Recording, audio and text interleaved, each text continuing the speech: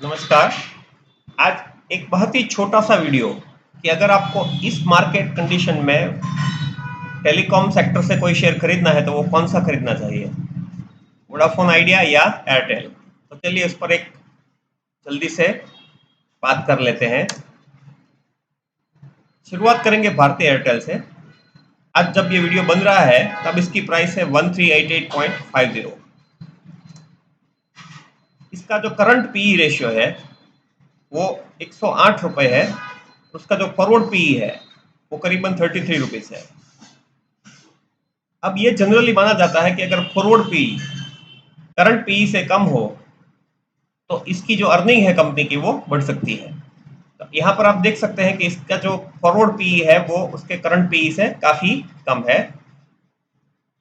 यानी कि हम ऐसी उम्मीद कर सकते हैं कि एयरटेल की जो रेवेन्यूज है वो बढ़ सकती है, एयरटेल की जो अर्निंग्स है वो बढ़ सकती है। तो ऐसा क्यों है, उसके लिए कुछ पॉइंट्स यहाँ पर रखे हैं मैंने। पहली चीज़ यह है कि ऐसा माना जाता है कि इलेक्शन के बाद 15 से 20% जो हमारा मोबाइल बिल है वो बढ़ने वाला है। तो अगर वो बढ़ता है तो इससे सीधा उसके रेवेन्यू में फ़ायदा होगा, जो कि शेयर प्राइस में रिफ्लेक्ट होगा। दूसरी चीज़ ये है कि जो 5G एक्सपांशन हुआ है तो 5G का यूज़र बेस जो है वो भी धीरे धीरे बढ़ रहा है। ज़्यादा से ज़्यादा लोग 5G फ़ोन खरीद रहे हैं, तो उससे भी जो है कंपनी की आमदनी में आगे जाके फ़ायदा होगा। अभी तो वो 5G का अलग से पैसा नहीं लेते हैं, 4G और 5G प्लान का अलग से चार्ज नहीं करते हैं, पर जिस दिन उन्होंने 5G को अलग से चार्ज करना शुरू किया तो उस दिन सारी टेलीकॉम कंपनीज को फायदा होगा जिनके पास 5G का लाइसेंस है। और एयरटेल आपको पता है कि 5G में एक बहुत बड़ा प्लेयर है। अगर एवरेज रेवेन्यू पर यूनिट उनकी जो है वो बहुत बढ़ रही है, आप अगर उनकी बैलेंस शीट निकालोगे तो उसमें आपको ARPU बढ़ता हुआ दिखेगा। तो उसका रीज़न यह है कि उन्होंने पिछले 2-3 सालों से अपनी सर्विस क्वालिटी पर बहुत ज़्यादा फोकस किया है। काफ़ी जगहों पर जियो से अच्छा उनका सर्विस चलता है। और दूसरी बात यह है कि उनका फोकस जो पोस्ट पेड पे है वो बहुत ज़्यादा है। जनरली कोई भी टेलीकॉम कंपनी है उसका पोस्ट पेड रेवेन्यू जो है वो 65 to 70%, मतलब उनका जो 100 रुपये की कमाई है उसमें से 70% तक पोस्ट पेड से आती है और सिर्फ 30% तक ही प्रीपेड से आती है। तो इन लोगों ने क्या किया है कि जो ल्यूक्रेटिव सेगमेंट है, पोस्ट पेड सेगमेंट है, उस पर बहुत शार्प फोकस किया है और उसके भी रिजल्ट दिखने लगे हैं। पर ये रेवेन्यू बढ़ेगा ये कुछ एजम्पशन पर आधारित है। अगर जो टैरिफ में प्राइस बढ़ना है, जो हम इंटरनेट यूज करते हैं उसकी टैरिफ बढ़ेगी, उसमें अगर डिले होता है तो कंपनी को फौरन फायदा इलेक्शन के बाद ना हो या उसका जो रेवेन्यू है वो ना बढ़े, ऐसा हो सकता है। और दूसरी बात ये भी है कि इंडिया में जो 5G का एडॉप्शन है वो स्लो है। अभी भी कितने सारे लोग जो है वो 4G फोन ही इस्तेमाल करते हैं और करीबन ऐसी उम्मीद कम ही है कि पूरा इंडिया जो है वो 5G में कन्वर्ट 6 महीने में या 1 साल में हो जाएगा। वो एक स्लो प्रोसेस है और वो अपने स्पीड पे ही चलेगा। तो ये कुछ रिस्क है कि अगर आप ये शेयर खरीदते हो तो ये ऐसे रिस्क है जो इसके प्राइस को ना बढ़ने दे या उसके प्राइस को नुकसान करे। वर्डिक्ट यह है कि अभी जो करंट वैल्यूएशन है वो तो ज़्यादा ही है। अगर हम traditional valuation methods P ratio, PB ratio या कोई और दूसरा रेशियो अप्लाई करें तो एयरटेल की जो करंट प्राइस है वो अपने इंट्रिंसिक वैल्यू से तो ज़्यादा ही है। तो अगर आप वैल्यू बायर है तो ये नहीं खरीदना चाहिए। पर क्योंकि इसके रेवेन्यू बढ़ने की उम्मीद है और वो शेयर प्राइस में रिफ्लेक्ट हो सकते हैं, तो अगर आप ग्रोथ टाइप की इन्वेस्टिंग में मानते हो कि जहां पर आप प्राइस पर ज़्यादा चिंता नहीं करते हो, जहां तक रेवेन्यू बढ़ रहा है या ग्रोथ बढ़ रहा है, तो शायद आप एयरटेल को कंसिडर कर सकते हो। आइडिया की बात करते हैं। आइडिया का कोई फंडामेंटल है ही नहीं, हमको पता है कि इस कंपनी के पर बहुत डेट है और उसके फंडामेंटल्स में जाने की जरूरत ही नहीं है। तो कुछ क्वालिटेटिव एनालिसिस देख लेते हैं जिससे शायद शेयर का प्राइस बढ़ जाए। अभी जब ये वीडियो बन रहा है तो शेयर का प्राइस है 15 रुपये 25 पैसा। अब एक चीज है कि आइडिया पर जो है, सारी टेलीकॉम कंपनीज पर आइडिया पर जो है वो एक एजीआर मतलब एडजस्टेड ग्रोस रेवेन्यू, उसका एक बहुत बड़ा ड्यू है।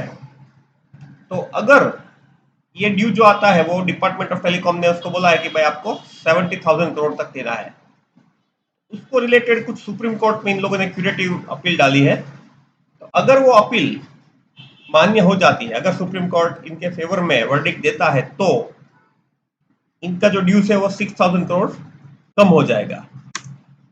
उससे जो है ओवरऑल उसका जो ड्यूज है वो 46% तक कम हो जाएगा। अब ऑब्वियसली इसका जो ड्यूज है वो डेट है गवर्नमेंट को, दोस्तों अपना ड्यूज देना है वो कम हो जाएगा तो वो फायदा होगा ही।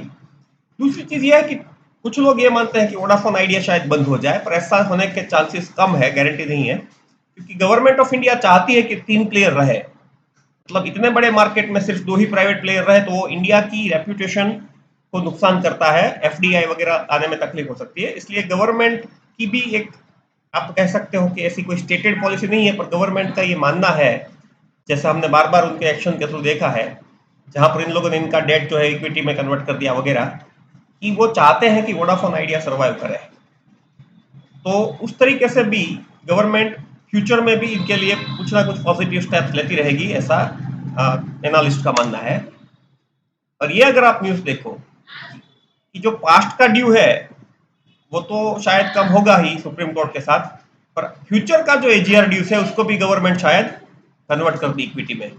2027 तक का भी जो उनका एजीआर का जो ड्यू है वो भी गवर्नमेंट उनको इक्विटी में कन्वर्ट कर दे। तो ओवरऑल वर्डिक्ट ये है कि वोडाफोन आइडिया को इस सारे डेवलपमेंट्स, अगर ये सारे डेवलपमेंट्स पॉजिटिवली इम्प्लीमेंट होते हैं जैसा हमने माना है या हमने जैसे एजम्पशन किया है, ऐसा अगर वो इम्प्लीमेंट होते हैं तो बहुत फायदा होगा। पर अगर ये एजम्पशंस गलत होते हैं तो इस शेयर में काफी भारी नुकसान भी हो सकता है। अब आपको आइडिया खरीदना है या एयरटेल, ये वीडियो एजुकेशनल वीडियो है तो वो कहना मेरा काम नहीं है। मैंने दोनों के प्रोज एंड कॉन्स आपको हो सके उतना नॉन टेक्निकल तरीके से दिखाने की कोशिश की है। पर एक बात है कि आइडिया जो है वो high risk high return bat है, उसमें रिस्क बहुत ज्यादा है पर रिटर्न पोटेंशियल भी बहुत ज्यादा है। जबकि एयरटेल एक अच्छा खासा लार्ज कैप शेयर है, तो उसमें लॉन्ग टर्म में आपको, अगर आप ये न्यूज उसके फेवर में नहीं भी जाते हैं तो कंपनी जो है उसमें नुकसान होने का चांस कम है।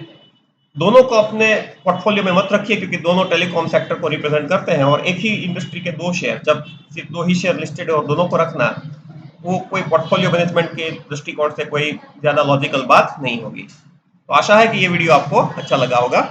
Thank you for listening to my video. Good night.